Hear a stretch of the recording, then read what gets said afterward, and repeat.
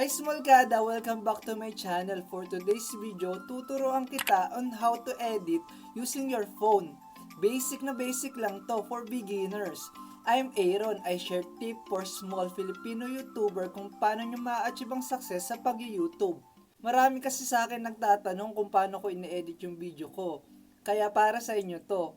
Basic edit for YouTube videos lang to ha, madaling madali para sa mga beginner or kahit hindi ka pa marunong mag-edit, para sa inyo to. Itong tutorial na to is for both iOS and Android users. Ano ba yung app na ginagamit ko sa pag-edit ko ng video? Ito yung InShot app. Libre lang siya sa App Store tsaka sa Play Store.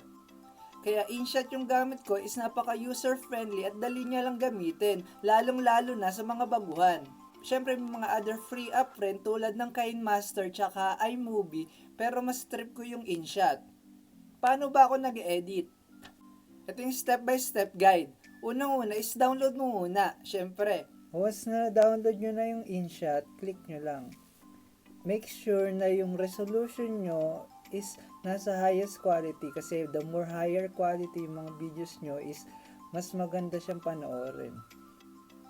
Para i-check kung nasa highest quality na yung kalalabasan ng video nyo, pindutin nyo lang tong options. Then, video settings, video resolution, yung 1080p yung pinakamataas for InShot.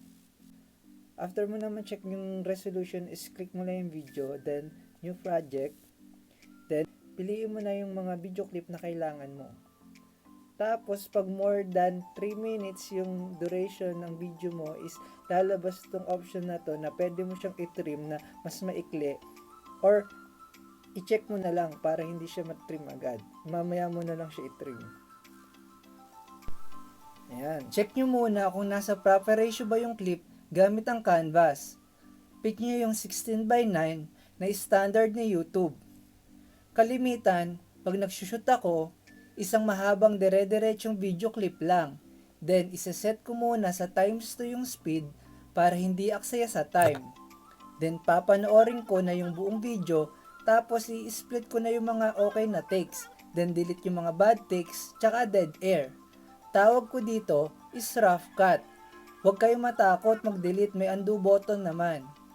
Pwede pa naman kayo magdagdag ng other video clips and photo using red plus button sa baba.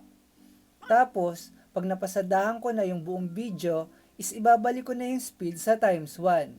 Then, ititrim ko na yung mga clip kung iiklian or hahabaan. Minsan, nagre-rearrange ako ng clip kung feeling ko hindi sakto ang pagkakasunod-sunod. Hold mo lang yung clip, tapos drag mo kung saan mo siya gusto ilagay. Once na na-trim ko na lahat ng clip, is tawag ko dito is smooth cut. Kung gusto nyo lagyan ng transition per clip, is-click nyo lang yung parang comma between clips. Then, papanoorin ko uli siya para lagyan ng background music. Pindutin nyo lang yung music, tapos may mga free tracks na doon na pwedeng gamitin. Or, pwede naman mag-download kayo sa YouTube Audio Library, tsaka sa channel na Vlog No Copyright using YouTube to MP3. Tapos, import nyo na lang, or nasa iTunes na siya.